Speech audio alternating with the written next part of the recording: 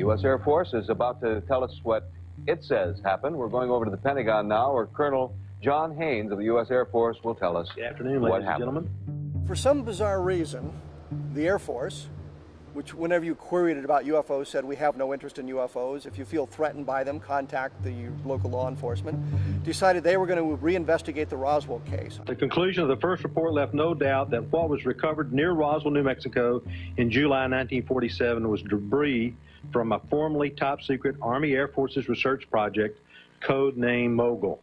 In 1947, they told us it was a balloon with a Raywin target attached to it. They then looked at their documentation and said, well, we told a little white lie in 1947.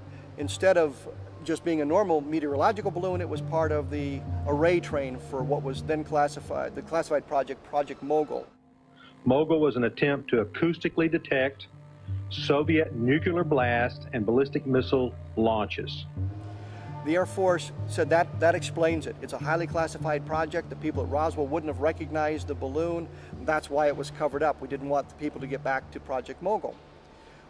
Where this falls down is they have no documentation to prove what was picked up at Roswell was a Project Mogul balloon.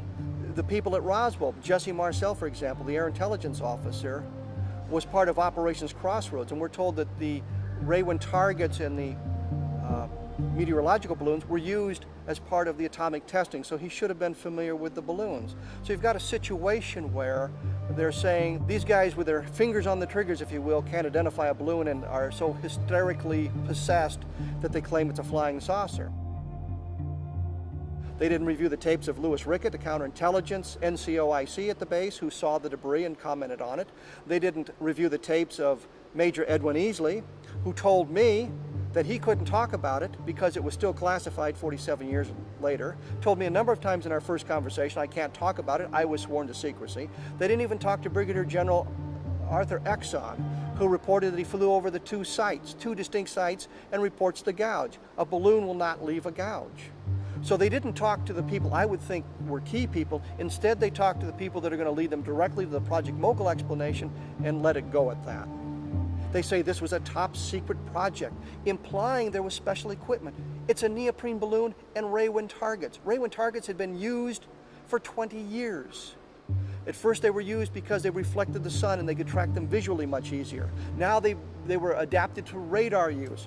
Irving Newton said that he launched literally hundreds of them during the invasion of Okinawa. There's nothing special about these balloons, nothing at all. And by placing it with Project Mogul, we're implying that there was something unusual about these balloons, that there was something that would keep these people from identifying, but there wasn't. This is in reference to Charles Moore, who was the project engineer on Mogul. With respect to the neoprene rubber used on those meteorological balloons, and they were standard meteorological balloons, the idea that the Mogul array was something special or out of the ordinary is an illusion. But Moore explained to me the type of rubber, how thin it was. He actually compared it to a giant condom. He said it was very thin and that's what it looked like. And my response to that was, well, if that's the type of material that this resembled, it certainly isn't anything that would have fooled any members of the United States Armed Forces. Therefore, this was not a Mogul balloon.